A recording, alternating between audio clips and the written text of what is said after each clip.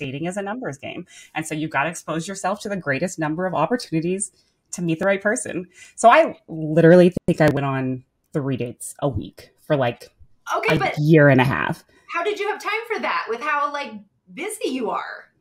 It was exhausting, but it was also like my dinner or I'd carve out like a coffee. Do you know what I mean? And I had a date outfit. I wore the same outfit for like every first date I went on so I didn't have to think about it. And it was just like, this is what I'm going to do. I'm going on a date. I'm going to wear this hairstyle. I'm going to wear this outfit. And I didn't have to, it was a no-brainer for me. Hey, your mom did a good job of teaching you planning because apparently it's in a whole lot of areas.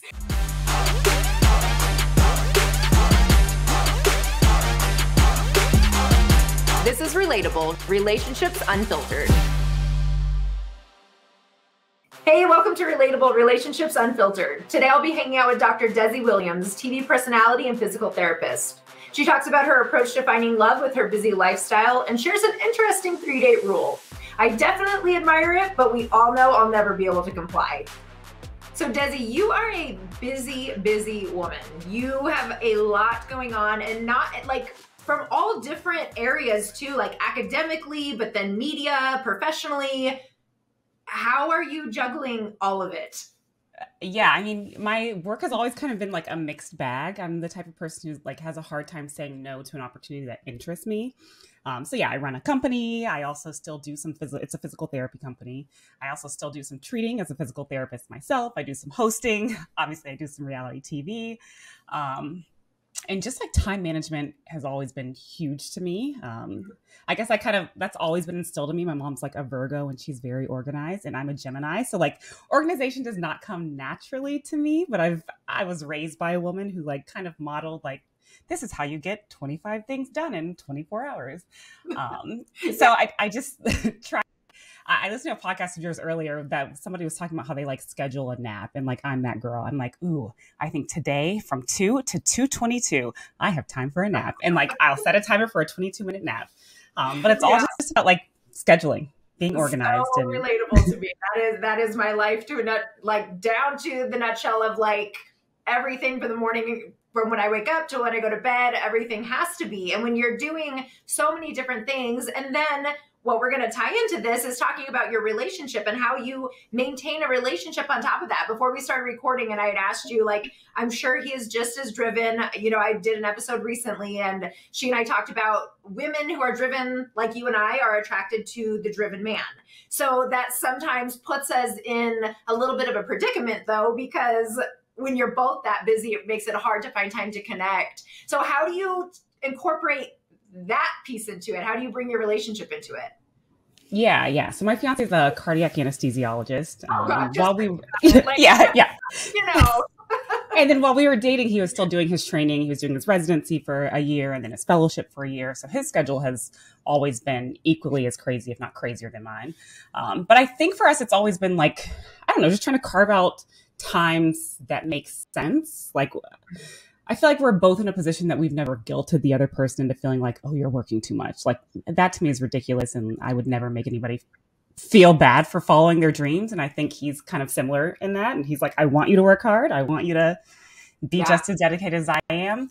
But we carve out little moments. Like, for example, we live together now and we eat at home most nights. If we cook dinner, like we sit down at the dinner table. And even though it's only like a 15-minute dinner, you know, you like cook for half an hour and then you eat for 10, 15 minutes. Like we make the point to sit at the table, turn off the TV. And even if it's just like 10, 15 minutes for us to connect as we scarf down food. And we might be responding to emails on our phones in between. And we don't take that personally, but we like take some time to just be like, all right, let's try to connect. Let's talk about our day. Let's just like feel like we're in this together. Yeah. So I'd say that's like our major thing that we've kind of tried to make a point of.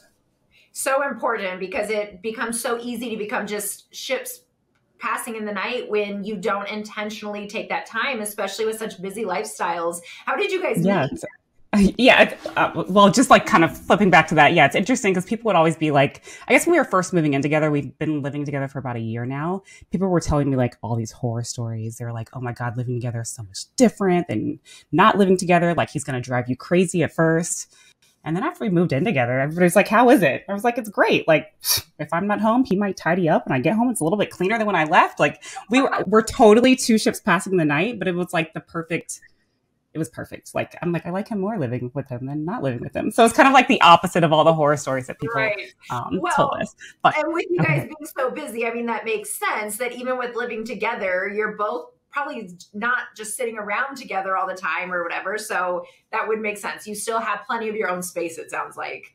Yeah, absolutely. We spend, like I said, we do the dinner, and then now we started doing like, there are times when he works overnight and like I don't see him until I get home 2 days from now, essentially. But if we're both home at night, we do like, we'll turn off our computers, shut everything down, and like we'll sit on the couch and watch an hour of television together. So that's like our other time that we're together, we're not talking, because we've also both had like talking overload all day long, but we're just like together. But you would ask how we met, and we actually met, like, unpopular opinion, on a dating app. No way. Did you really? Yeah. I don't know how else a person would meet someone other than a dating app. I don't know how the two of you lucked out to find each other on a dating app, because I don't know if you've been on a dating app anytime recently. Sounds like you haven't been, and I wouldn't recommend it, especially because of what you found on the dating app. There are not Desi's and Desi's fiancés on the dating app this day and age. I will say I kissed a lot of frogs on the way, and my friends thought I was crazy. But I don't know who I talked to, but I don't know who I talked to, but somebody explained to me, like anything else, it's a numbers game. Like, dating is a numbers game. And so you've got to expose yourself to the greatest number of opportunities to meet the right person. So I literally think I went on 3 dates a week for like a year and a half. How did you have time for that with how like busy you are? It was exhausting, but it was also like my dinner, or I'd carve out like a coffee. Do you know what I mean? Like, for me, I don't think... I hear all these horror stories of like dates that lasted 5 hours and like all night. And I'm like, why would you allow that? Like, if I went on a date, I always had an out. I'm like, oh, let's meet for happy hour, but I have dinner with friends at 6. Like, whether I have dinner with friends at 6 or not, like, I'm going to tell you I have a plan after this, so this doesn't last forever. And if I like you, then guess what? I can say my friend canceled our dinner plans. So I just always like, I didn't feel like dates needed to be marathons. It's like, we can spend an hour together. I might hate your guts, but I might like you, and then I can maybe carve out more time. But yeah, literally probably went on 3 dates a week. I was just like really dedicated to getting the numbers in. Let's talk statistics here. How long did you do that before you found your cardiac anesthesiologist? It was a long time, probably like a year and a half. Oh, you were committed to the cause. I was committed. I mean, there were weeks, of course, where like I was like, I just can't this week. But if it was a week that I'm like, I'm just going to get out there and do it, I just made it happen. I had a date outfit. I wore the same outfit for like every first date I went on, so I didn't have to think about it. And it was just like, this is what I'm going to do. I'm going on a date. I'm going to wear this hairstyle. I'm going to wear this outfit. And I didn't have to, it was a no-brainer for me. It's like, I'll meet you there. I'll spend an hour and a half, and then I'll go about my merry way and finish the rest of my life. Great strategy. Hey, your mom did a good job of teaching you planning, because apparently in a whole lot of areas. The other thing that I did, though, that people really think is psycho is most people I gave 3 dates to. Like, I also gave every guy I went on, if they like asked me on a second date and a third date, for the most part, I gave everyone 3 dates. Give me a little strategy behind that. Like, what was the thought? Well, I feel like everyone is kind of nervous for first dates. And most people don't show up as like themselves date 1. Date 2, they're kind of sliding in, but they're still like, their representative is still showing up. They're still being their best self. And by date 3, I feel like people like are starting, like their quirks are starting to show. But contrary to that, actually with my fiance, like date 1, I think he was super nervous.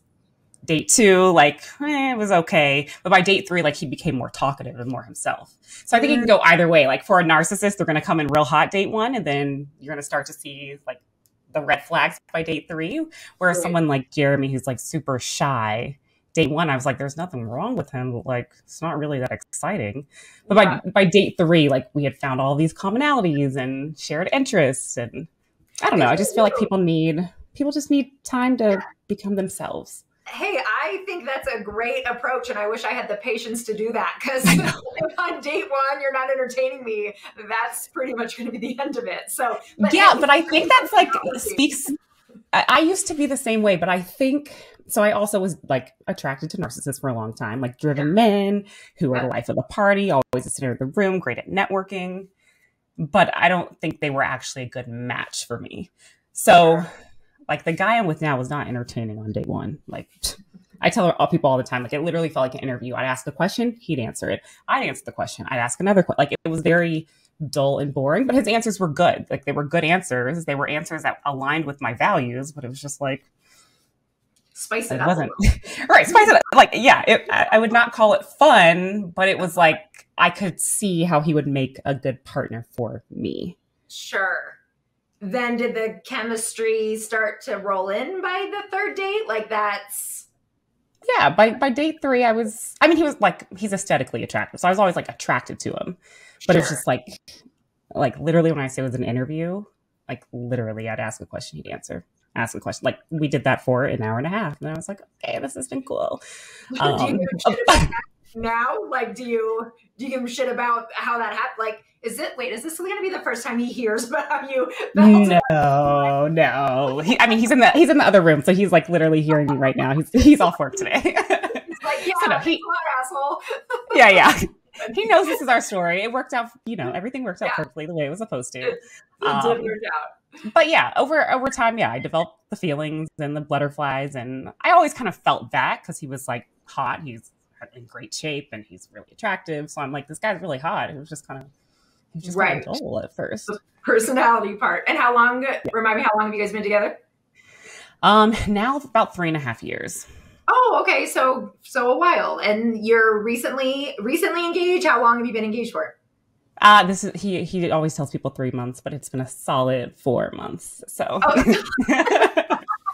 there he goes, mess it up again. Yeah. I'm like, no. It's been a minute. You guys, wedding plan in the midst of the chaos of your schedules.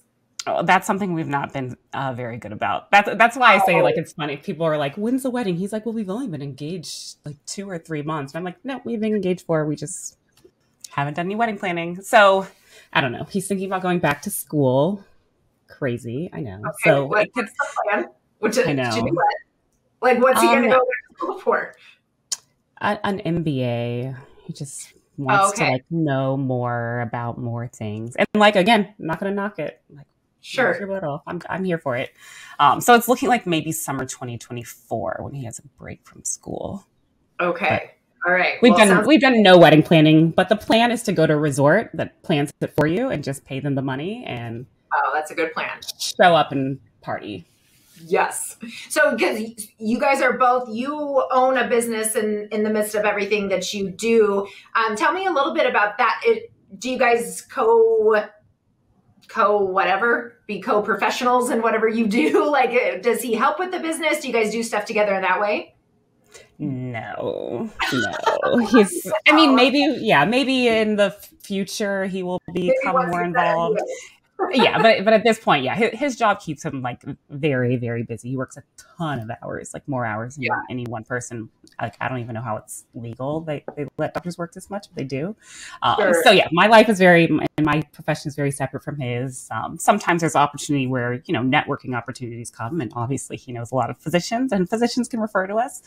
But in terms of like the actual operation of the business, he has no clue, and I'm fine with it. Yeah. Tell me a little bit about your business. What does that entail? So it's a mobile physical therapy and occupational therapy business. So essentially therapists go into patients' homes and provide like the same physical therapy and occupational therapy you get in the clinic, but within the patient's homes. So just like a little more like personalized kind of approach. It makes it more accessible for older adults who don't drive, that sort of thing.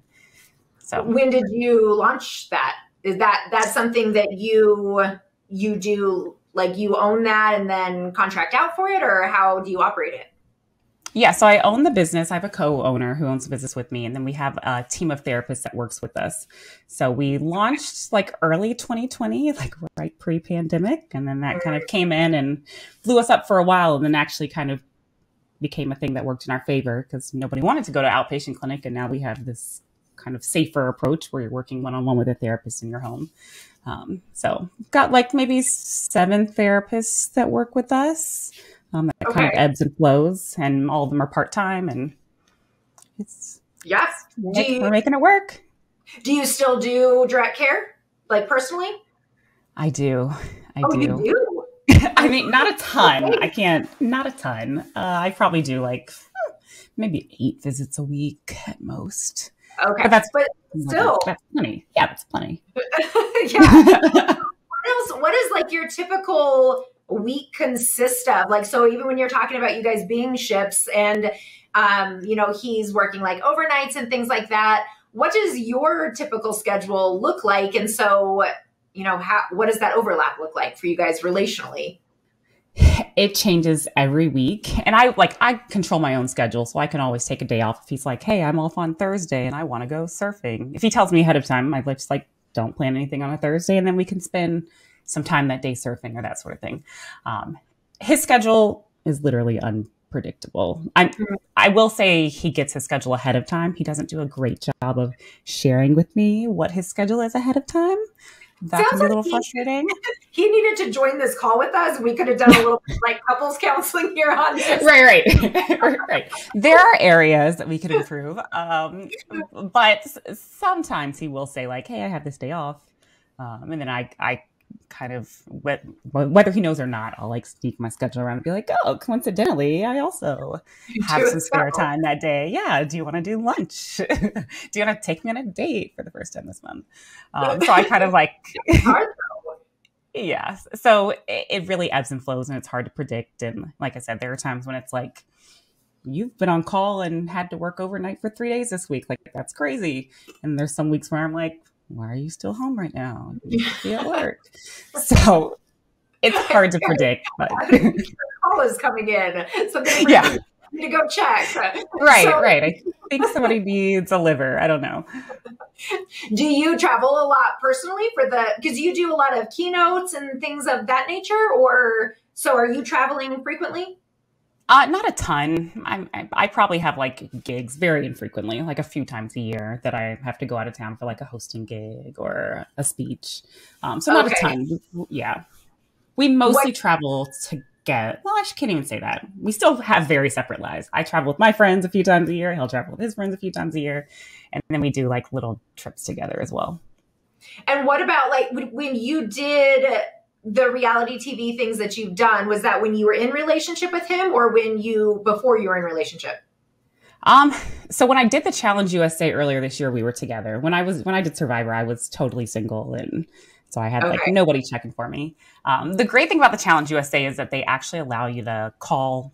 You can have like a few people on your call list and you get a 10-minute phone call a couple times a week. So we were able to you can't really talk about a whole lot. We literally still on the phone. He'd be like, how are things going? And they'd be like, you can't talk about that. Be like, well, how's the weather? Be like, you can't talk about that.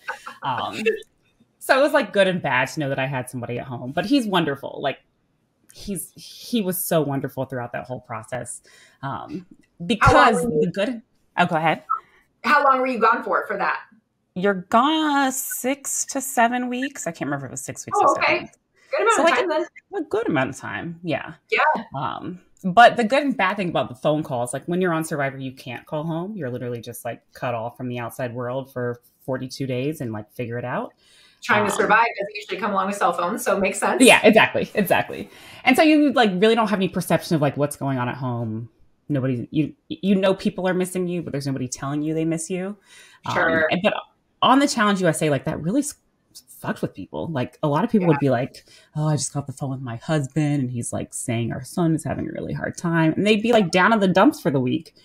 And I'd be frustrated because I'd be like, Jeremy told me to stay as long as I needed to stay. Like, it doesn't seem like there's any sense of urgency for me to get home.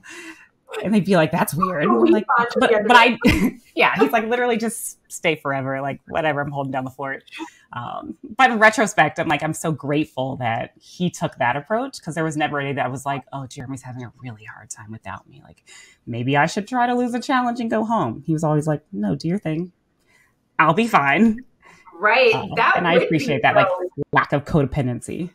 For sure, that mental and emotional aspect of it, though, would most certainly, the way that impacts your biochemicals when you get put into a threat state, on the phone call with a family member and then trying to show up to concentrate on something else. Yeah, that would be a little bit of a mindfuck to be able to focus your energy on a challenge in reality TV, knowing that your family is struggling. I could see your point of it was probably easier not to have the calls versus to have them. Right, right. Because then you just kind of forget that there's like a real world happening at home. You're like, the only world that exists is on this island where I'm starving. And, you know, all that matters is that I haven't had food in the past 3 days. Whereas, Sure. yeah, Yeah. of having that approach. But so that sounds like you guys aren't apart from each other from a traveling perspective very often. It's just your day-to-day schedules. How does that influence, let's start with conflict. Where do areas of conflict come in with a really busy, the modern day couple? You know, what are you fighting about? You said like he cleans up while you're gone and things like that. So he sounds like a real gem. Good, does he? But aside from that, like, where does the conflict come in? What are our biggest areas of conflict? It's a really good question. I feel like we are very, or at least I am, like if I'm having an issue or I'm like the least bit annoyed by something, I'm just going to nip it in the bud. Like I'm going to say, like, I'm not the type of person who's going to hold my feelings and be like, oh, for the past 2 days, you've like not been giving me a hug in the morning. Like, I'm going to say it right away. Like, why didn't you give me a hug this morning? Like, why, like what? So I think that helps in our conflict is that we don't really let anything get like big. It's like, if it bothers you, like just say it right away. Either we're going to fight about it or we're going to be like, oh yeah, you're probably right. I will say our biggest conflict is probably around in the areas of like going on dates. Like I'm a person that's like, I want to go. I love going out to eat. Like love going out to eat. And he's like a homebody. Yeah. He's like, I would prefer to just order something, pick it up, and then bring it home. And I'm like, no, but that doesn't feel like a date. So like you spent the money on this great, delicious food, but like I still feel like we haven't been on a date. Right. So I'd say that's probably our biggest area of conflict. Because then it kind of like goes over into like the intimacy thing where I'm like, have we actually spent any quality time together this week? I don't know, because eating a meal at home just doesn't feel like the same as eating a meal in a restaurant. Right. So I'd say that's our biggest issue. There's a different vibe to that for sure. When like just being in that environment, like you can't jump up to go switch over the laundry or whatever when you're sitting in the middle of this beautiful restaurant, you know, like it really does force you to connect and to have that one-on-one interaction. So, I mean, that makes sense. And there's something to be said. It's fun to dress up. It's fun to like the whole thing is a fun experience. When that does tie into like the intimacy piece, do you find that is ever a struggle on his end? You know, from a very like typical that males often, that sounds really bad. I'm going to get a lot of feedback about that. There's some like, I don't know what you're going to say, but like, there's some like, it's just physiology, like it's nature. Yes, but I guess more from like, I shouldn't make it sexist in that way because women like sex too. And that's not my point, but just being like the intimacy piece of that. Do you find that to be a struggle with how frequently you guys aren't home at the same time? Or on your end, if you're like, you're not taking me on a date, you're not getting laid. Like, does that ever come into it? I will never be the type of girl and I say that now very loosely, we're 3 years into the relationship, 33, I may say something completely different. But I don't think it's good to use like sex or lack thereof as like a punishment. Like, I don't ever want, like, because I also know as someone who lived in the world single for 30 years that like sex is a really easy thing to find. So if that's the only thing I'm holding over your head, like, you could literally walk outside and find somebody else to have sex with. So like, that's never going to be my like way to punish my partner is like, I'm not having sex with you until you do X, Y, Z. So I don't know that even, I don't even know where I was going with this. Does that influence though your desire to connect? Like, does that lack of emotional connection influence then your lack of desire for physical connection? Sometimes, yes. Because I think we like, sometimes define intimacy differently. Like he's like, oh, we had sex yesterday. And I'm like, yeah, but we didn't like cuddle first and then like cuddle afterwards. And like, we didn't talk about our feelings and you only said you loved me one time, you know? So like I put all of these things into a basket. Whereas he's like, I filled the bag. Like, I don't know what else you need from me. And that's been like something that we continually just talk about and discuss. Right. And if I have an issue with it, then I speak up. And vice versa. So I think it's all been just in communication that certainly we've had our times where we like have a big blow up fight. And I wouldn't even say big blow up fight. We have like a 30-minute discussion and he's so calm. He's so calm. I'm like, I don't even want him to know how calm he is. I'll remember date one. Yeah. Yeah. We know his temperament. Yeah. His temperament is so good that it's like, I don't even know if I can call this a fight. Like, are we fighting or I don't know. You can tell he's like annoyed because he rolls his eyes, but like his voice doesn't really raise. Sure. So I think that makes it easy too. Is like, I just found somebody who has the complete opposite temperament of me, where like, if I'm on 100, he's like, well, like, calm down and let's talk about this when you have that under control. But does he say calm down? And if he does, how does that go for you? No, his approach is more like, I'm going to go for a walk. And like, he'll just remove it, which I appreciate because I get it. And like, nobody wants to be yelled at. So his approach will be more like, I'm going to go for a walk and I'll be back. And that's your cue to know, calm down. Right. Like, yeah, bitch, you're tripping. Yeah, exactly. That's the key. That opposite personality, I mean, it's so important because I know when I've dated people who have similar temperaments to me, like that is nothing but a shit show constantly. Like I have to have the person that can be grounded, laid back, just like, they can just kind of watch it all unfold, but they're not really going to be fazed by it. Because otherwise, I mean, you're just constantly in conflict if you're both that reactive. That is not to justify my reactivity, by the way. That's just saying that I appreciate. But you have to, if you know yourself, you have to know yourself. But I think that goes back to like, first date wasn't exciting. Do you know what I mean? Like, yeah, you have to know, and he will still say, because when he became more talkative, I'd be like, oh, this is weird. Like, why are you talking so much now? And he's like, well, I mean, initially you talked enough for the both of us. I didn't really have to. Like, in his head, he was like, all the moments were filled with talking. Like, he didn't see an imbalance because he was like, there was always talking happening. It didn't feel awkward. And I'm like, yeah, it didn't feel awkward because I was feeling all the moments. Right. But that's something that kind of unfolded over time. So I think that's why it's important to give give people 3 dates. I think that's why that's important. And I think it's important to date people you wouldn't normally date because I don't think I would have normally.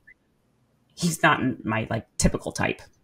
Well, in what way? If he's fine, he's educated, he's driven. What is your typical type? Like, what's the issue? Like loud, boisterous, life of the party. Like can take him in any room, and everybody in the room's gonna fall in love with him because he's telling these great jokes and he's so fun. Like that was my type.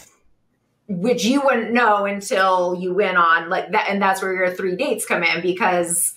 You wouldn't really know you'll know if somebody's like that date one, but really to see if they maintain that or if they can open up more over time, all of those things. What happened for you that you transitioned from recognizing you dated narcissists to like, yeah, this is probably not fun anymore? I mean, I think it was just like seeing a pattern where I was like, it's really fun at first. And then it's really friggin' like, it's tormenting me at the end, like, I mean, we've all been in those relationships where it's like, at first you're head over heels. Everything is so fun. You're having the best time. And then 3 months in, you're like, why am I crying myself to sleep every night? And why do I look at myself in the mirror and not like who I am? And why am I questioning everything I was ever confident about? Like all of those kinds of things. Right. I just realized it was a pattern. It's like, why do I keep dating? And then I look at all the guys I'm dating and they all like look the same. They all have these great jobs. Like they all have similar personalities. I'm like, you're an idiot. Like you're a Gemini. Stop dating Geminis. That's the first thing. You stop dating Geminis. Those don't work for you. And like take some time to get to know someone who doesn't, word vomit on the first date. Right. And that's catching that pattern because that's our relational programming. That's a big thing I talk with a lot of my clients about that, that's all instilled in us. What we're attracted to, what we're drawn to is a big part of what was programmed in us early on. Even the way you talk about your mom and that she's really driven and structured and all those things, she probably fits into the category of some of those being, is she like the life of the party? Like, is she really like likable or? I mean, she's likable, but she's definitely not the life of the party. She's way more of an introvert than an extrovert. Okay. Who in your upbringing was the life of the party? Oh, my dad. 1,000%. Okay. Yeah. I was dating a lot of my dad and that was never going to work. So yeah. Yeah, exactly. Yeah. But that, I mean, and that makes sense when you become aware of it, though. I think you became aware of it before you got engaged. That's such a big deal versus, 20 years into your marriage. Yeah. Did you And I think I also spent like a lot of time, sorry, I'm cutting. No, go ahead. I was gonna say, like, I think I also spent a lot of time like single. So I was in a relationship. We broke up like 2015. And then I went on a ton of dates, but I wasn't in a serious relationship with Jeremy, my current fiance, until 2019. And like didn't really like I had one kind of sort of relationship in between there, but it was a long distance thing. Also narcissist, also never gonna work. But I just spent a lot of time single and a lot of time like looking at like why am and I would notice that I'd go on first dates with these guys who I'd be really, really into, and they said all the right things, and I'd be obsessed, and I like couldn't wait to go on the second date, and then they ghost me, and I'd be devastated. Oh, like, I got ghosted in LA so many times, and I'd be devastated. And I'm like, why do I keep like the first dates would be phenomenal because we're both talkers and we had a great time together, and I never hear from them again. So I think it's just like recognizing these patterns of like, this is the man I'm dating. He says, like, let's go out next Tuesday, never hear from him ever again. Like, obviously something's not working. Let's change it. That chemistry piece that comes along with dating a narcissist, I think is one of the, that's one of the hardest parts. It's creates such an addiction, right? And that chemistry is really your body signaling to you, like, you're not safe. Like, you might want to jump ship, but we're like, oh, that's hot. Like, right. I feel nervous and a little terrified. This is fun. Yeah. Yeah. And we're like psycho that way, but it's like a different feeling. So anything different, we're like, ooh. Right.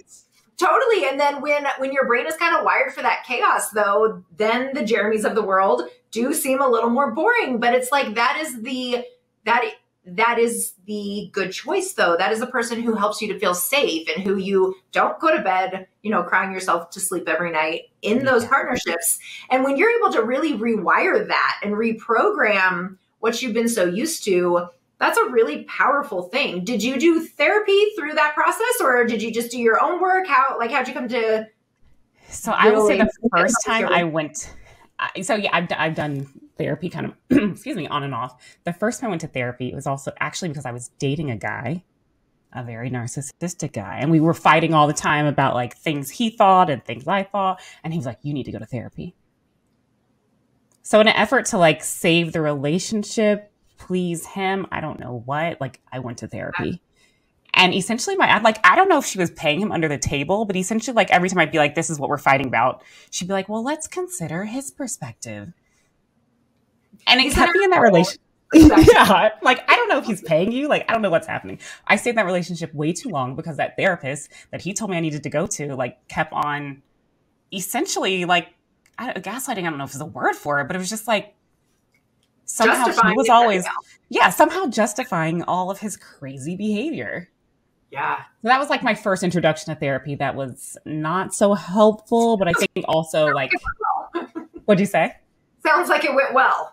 Yeah. I mean, that was the crazy thing is like, I thought it was going well because it would resolve all of my issues with him. Cause I'd just be like, oh, I guess I'm wrong. Give into him. I guess I'm wrong. Right. And then in retrospect, I'd sit in my bed at night and be like, but am I wrong? Like, I still feel this way. My feelings are valid. So anyway, eventually I broke that off. I like therapy for a long time. Then I like revisited therapy a few years later. But not always specific to my relationship.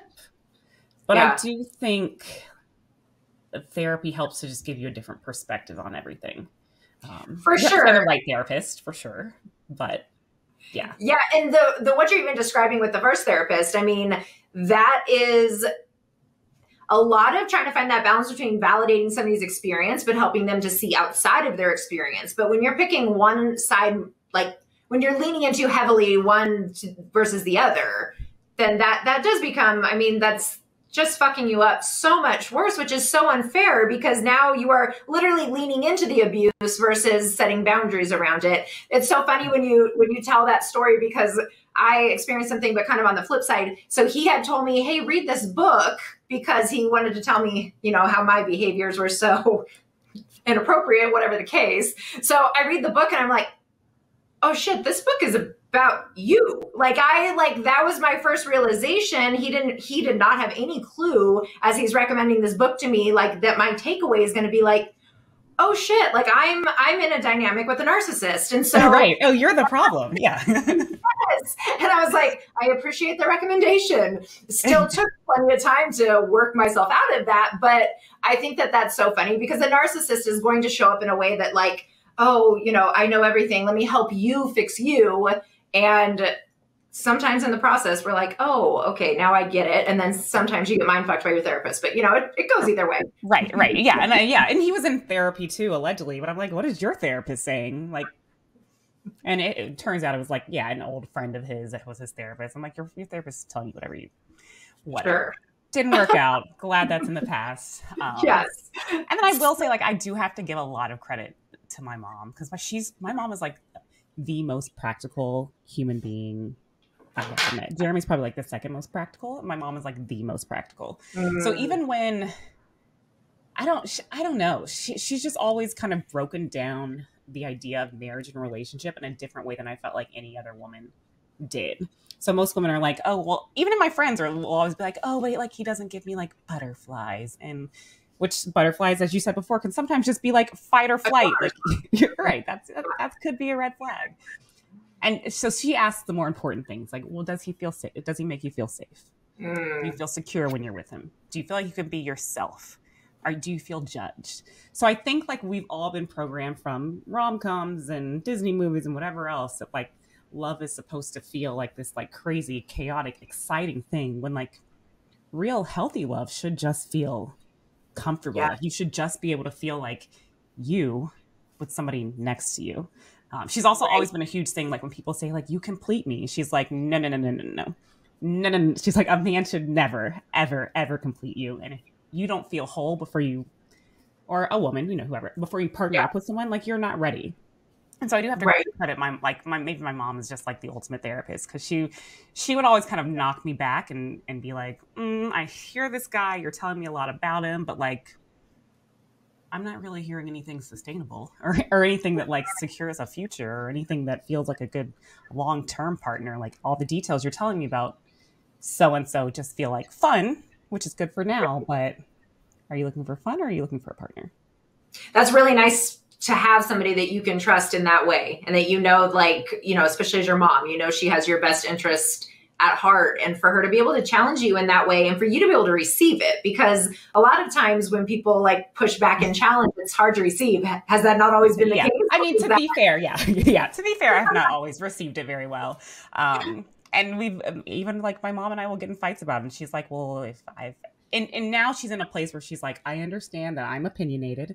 And if I ever overstep my boundary, please feel like you can say it. And that's easier said than done. Like, she's still my mom. I respect her. Like, she's the person I respect the most in the world, probably.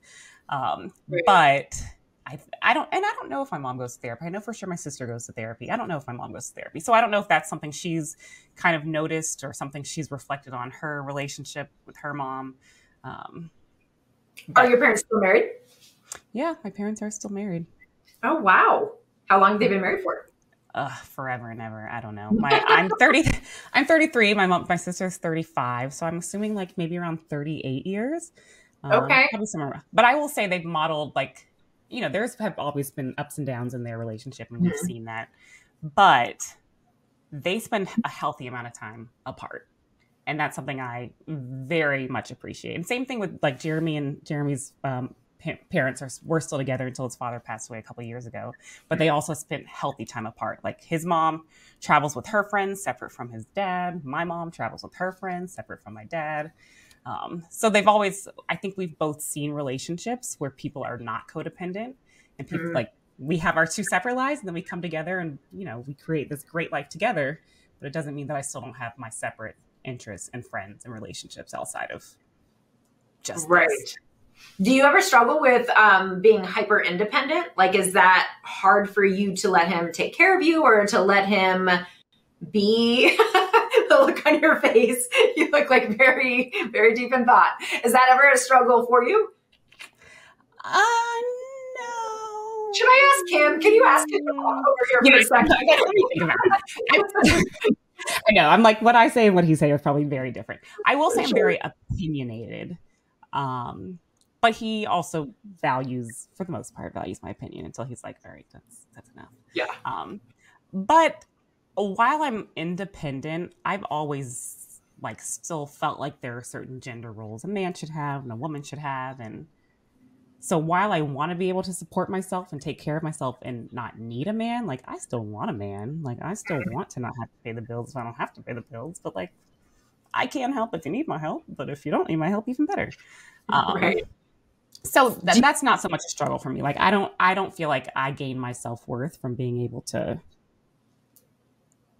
do everything for myself. Like I don't want to take the trash out. I don't like there's certain things that I don't want to have to do. And he does Right. it, and I'm happy for him to do it.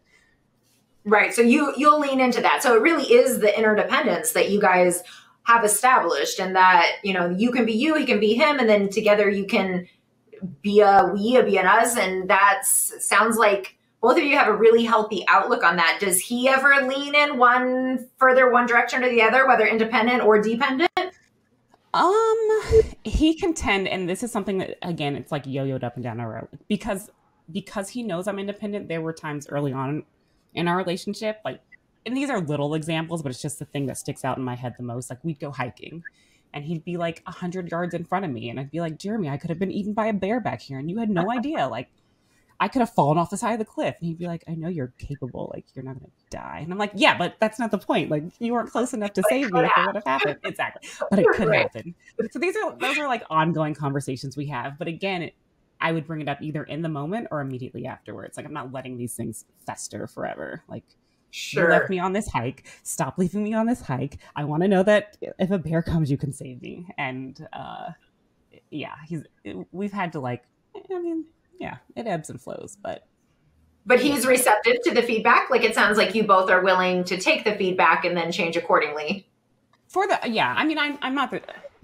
So yes, I'll say Sounds yes. like Jeremy can take the feedback.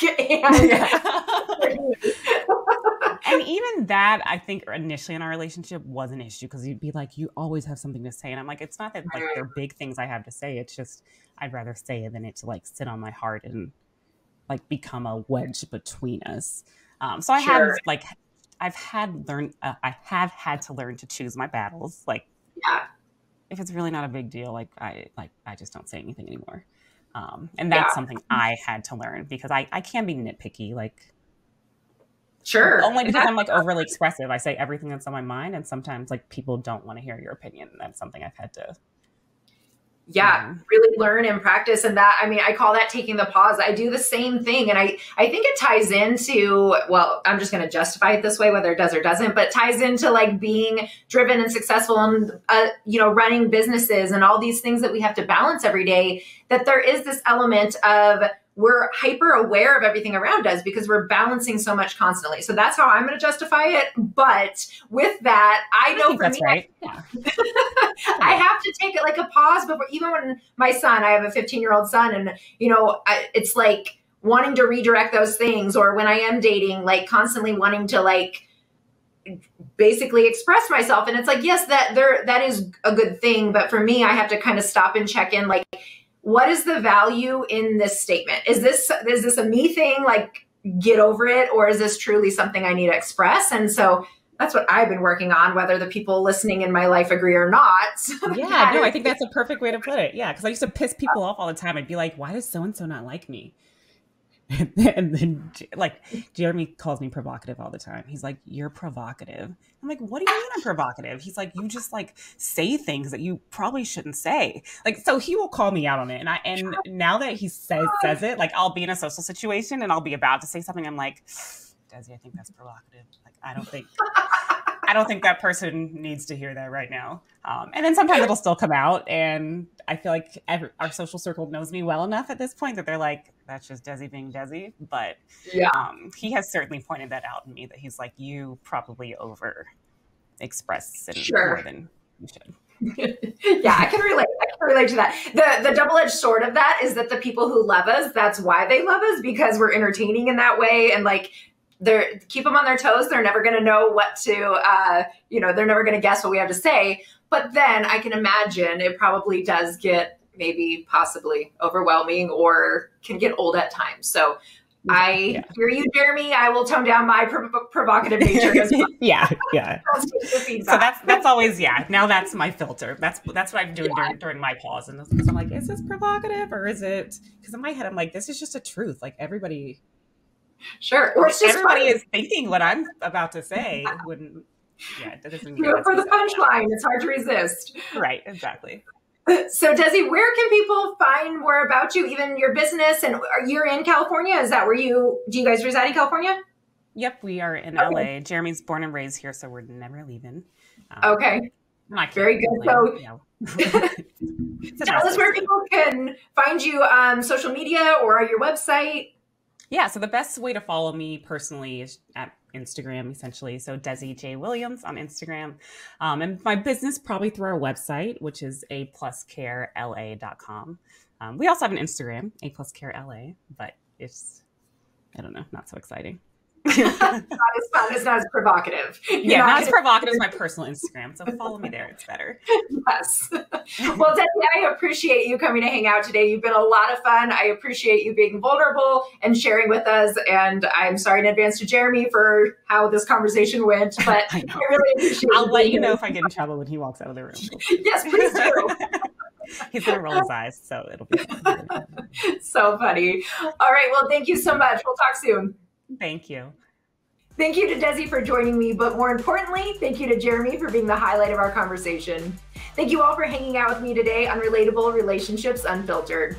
Make sure to subscribe to our YouTube channel, sign up for my newsletter, and find me on Instagram at Dr. Elizabeth Fedrick.